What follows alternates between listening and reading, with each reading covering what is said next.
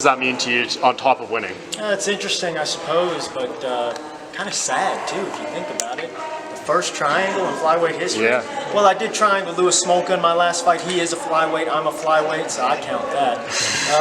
Yeah, I mean, cool, making history, I suppose, but I try not to count up the nonsense, you know, like that doesn't mean much to me. I'm out here trying to get wins and provide for my wife and my family, and I could care less about the things that the little bitty things along the way. That doesn't mean anything to me. And I mean, the way you set it up, obviously, you know, you're kind of chaining submissions together there. Is that one of your triangle setups, how it kind of came together? I guess so. It's worked twice in a row now.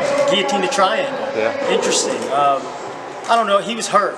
He was hurt. Y'all might not have been able to see it, but as he came in, I think I clipped him behind the ear, and he was face first in the mat. And I think if I would have been able to separate and hammer fist him a couple of times, that would have been a TKO victory. But we'll take it. And I'm always hunting for the finish.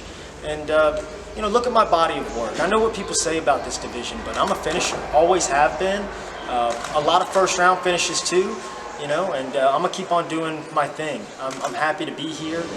It was scary there for a while for a lot of us flyweights, you know, and I'm a survivor of the flyweight purge, and I'm happy to be here. And I've said it for a long time, and I truly believe it. I'm one of the best in the world. You put me in there with anybody, and I'm gonna scrap. What was your mindset when you were seeing that all these flyweights were getting cut, and there wasn't really any resolution or any news about it? What was going on through your mind? I was afraid. I was afraid that I was going to be a casualty, and fortunately I survived, you know, and I think I kind of kept quiet and kept to myself and didn't rock the boat and make a lot of noise, and you know, it kept me afloat, and here we are. Hopefully they're bringing this division back and I can be a big part of it. It seems like they are. Do you feel that way? Do you feel like the flyweight division is in the clear now? Yeah, we'll see.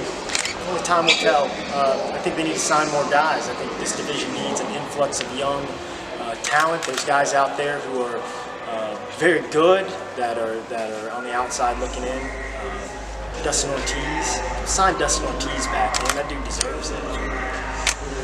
I just want to see this division flourish, and you know, I'd like to reign supreme at the top. I think I'm a perennial guy.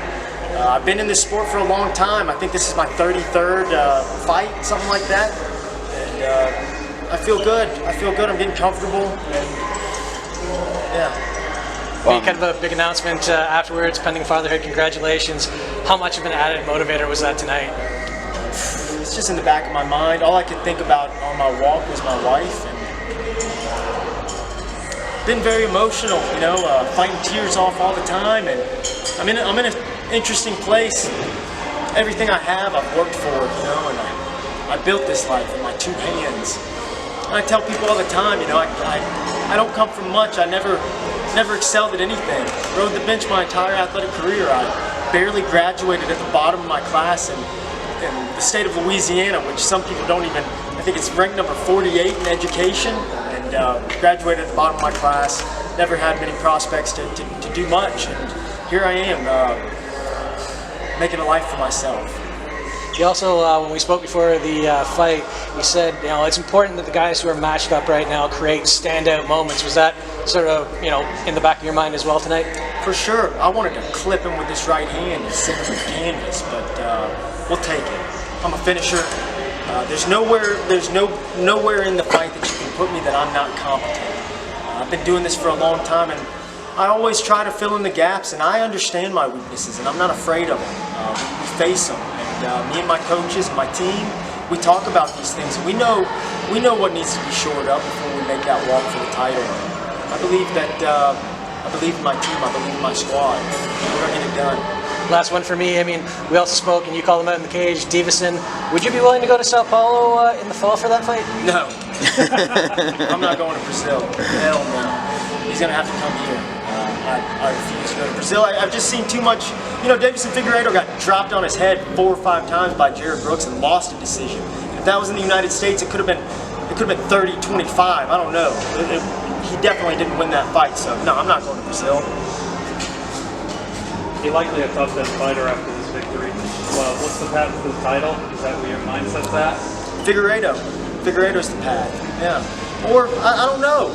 I've won 4 in a row. Henry's out touring South America, hanging out with Brazilian supermodels, and I'm not mad at him. But if he's not going to keep the division afloat, then somebody does have to. And Joe Benavidez is the clear-cut #1 contender. If they're looking for a guy, I know somebody.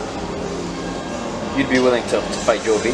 I love Joe Benavidez, close friends, but I have to fight all these guys, and it'd be an honor to step in there with a legend like Joseph Benavidez. I've been watching Joe Benavidez since I was 16 years old. I hadn't even stepped foot inside a gym or started competing. I still thought I was going to play in the NFL. So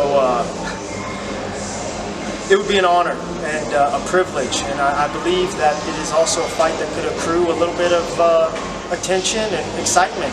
I don't know what they're thinking. I'm not sure, but I'm here. I'm ready to go out there. I can never guarantee victory. I'm not the type of guy, but every single time I step out there, I'm going to bring it. And I'm going to bring it in there with me and fight till the bitter end. And that's who I am. That's